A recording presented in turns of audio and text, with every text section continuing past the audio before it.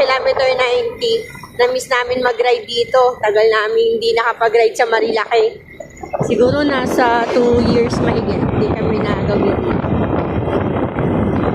Kaya we decided to go to Infanta. Let's go, guys! Medyo malayo pa sa Jariel Street.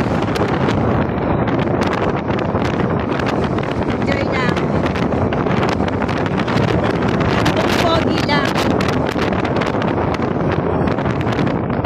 Wala kang gloves. Nahirapan ka pumiga.